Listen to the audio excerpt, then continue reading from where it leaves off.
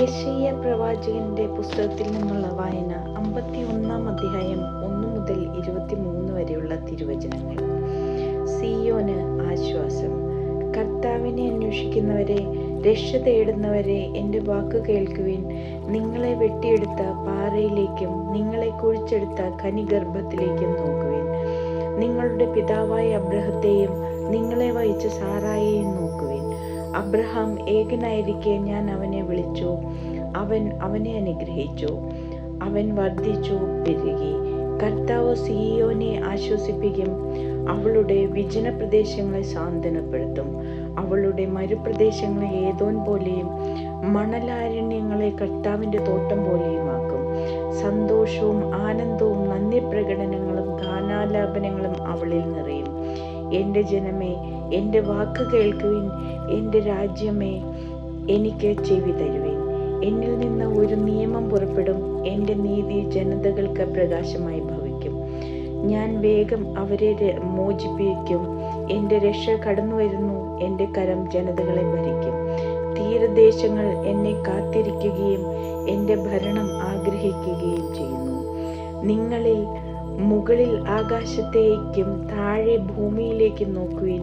ആകാശം പുക പോലെ അപ്രത്യക്ഷമാകും, ഭൂമി വസ്ത്രം പോലെ പഴകും. അതിലെ നിവാസികൾ കൊതുക് പോലെ ചത്തുപോകും. എന്നാൽ ഞാൻ നൽകുന്ന രക്ഷ നിത്യമാണ്, മോചനം അനന്തവും. ന്യായമറിയുന്നവരും എൻ്റെ നിയമ ഹൃദയത്തിൽ സൂക്ഷിക്കുന്നവരുമായ ജനമേ, എൻ്റെ വാക്ക് കേൾക്കുവിൻ. മനുഷ്യരുടെ നിന്ദനത്തെ ഭയപ്പെടുകയോ ശകാരങ്ങൾ സംഭ്രമിക്കുകയോ വേണ്ട. വസ്ത്രം പോലെ ഇരട്ടവാലനും കമ്പിളി പോലെ പുഴുവും അവരെ തിന്നൊടുക്കും. എന്നാൽ ഞാൻ നൽകുന്ന മോചനം നിത്യമാണ്, രക്ഷ തലമുറകളോളം നിലനിൽക്കും. കർത്താവിൻ്റെ ഭുജമേ ഉണരുക, ഉണർന്ന് ശക്തി ധരിക്കുക. മുൻകാല തലമുറകളെ പൂർവകാലങ്ങളിലെ പോലെ ഉണരുവിൻ. റാഹാബിനെ വെട്ടിനുറുക്കിയതും മഹാസർപ്പത്തെ കുത്തിപ്പിളർന്നതും അങ്ങല്ലേ. അത്യഘാതത്തിലെ ജലത്തെ വറ്റിച്ചത് അങ്ങല്ലേ. മോചിതർക്ക് കടന്നു പോകാൻ സമുദ്രത്തിൻ്റെ ആഴത്തിൽ പാതി ഒരുക്കിയതും അങ്ങല്ലേ. കർത്താവ് വീണ്ടെടുത്തവർ സിയോനിലേക്ക് ഗാനാലാപത്തോടെ തിരിച്ചു വരും. നിത്യമായ ആനന്ദം അവർ ശിരസിൽ ചൂടും. സന്തോഷവും ആഹ്ലാദവും അവരിൽ നിറയും. ദുഃഖവും നെടുവീർപ്പും അവരെ വിട്ടുപോകും. ഞാൻ തന്നെ നിന്നെ ആശ്വസിപ്പിക്കുന്നവൻ. മരണമുള്ള മനുഷ്യനെയും തൃണദൃശ്യനായ മനുഷ്യ സന്തതിയെയും നീ എന്തിന് ഭയപ്പെടണം?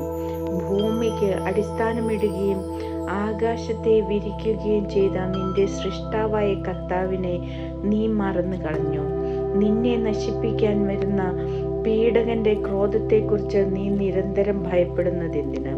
നിന്റെ പീഡകന്റെ ക്രോധം എവിടെ? അടിമകൾ വേഗം മോചിതരാകും. അവർ മരിക്കുകയോ പാതാളത്തിൽ വീഴുകയോ ഇല്ല. അവർക്ക് ആഹാരം മുടങ്ങുകയില്ല.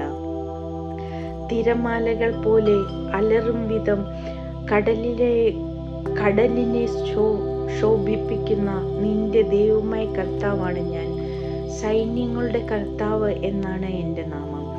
ആകാശത്തെ വിരിച്ചും ഭൂമിക്ക് അടിസ്ഥാനമിട്ടും സിയോനോട് നീ എൻ്റെ ജനമാണ് എന്ന് പറഞ്ഞും എൻ്റെ വചനം നിന്റെ അധരങ്ങളിൽ ഞാൻ നിക്ഷേപിച്ചിരിക്കുന്നു. എൻ്റെ കരത്തിൻ്റെ തണലിൽ ഞാൻ നിന്നെ മറച്ചിരിക്കുന്നു. ക്രോധത്തിൻ്റെ പാനപാത്രം കർത്താവിൻ്റെ കരത്തിൽ നിന്ന് വാങ്ങിക്കുടിക്കുകയും പരിഭ്രാന്തിയുടെ പാനപാത്രം മട്ടുവരെ ഊറ്റിക്കുടിക്കുകയും ചെയ്ത ജെറുസലേമേ, ഉണരുക, ഉണർന്നെഴുന്നേൽക്കുക. അവൾ പ്രസവിച്ച പുത്രന്മാരിൽ ആരും അവളെ നയിക്കാനില്ല. അവൾ പോറ്റിയ പുത്രന്മാരിൽ ആരും അവളെ കൈപിടിച്ചു നടത്താനില്ല. ഈ രണ്ടു നൈർഭാഗ്യങ്ങളും നിനക്ക് ഭവിച്ചിരിക്കുന്നു. ആര് നിന്നോട് സഹതപിക്കും? ശൂന്യതയും നാശവും പഞ്ഞവും വാളും ആര് നിന്നെ ആശ്വസിപ്പിക്കും? വലയിൽ കുടുങ്ങിയ മാനിനെ പോലെ നിന്റെ പുത്രർ വഴിക്കവലകളിൽ മയങ്ങിക്കിടക്കുന്നു. അവരുടെ മേൽ കർത്താവിൻ്റെ ക്രോധവും ദൈവത്തിൻ്റെ ഭർസനവും കുന്നുകൂടിയിരിക്കുന്നു.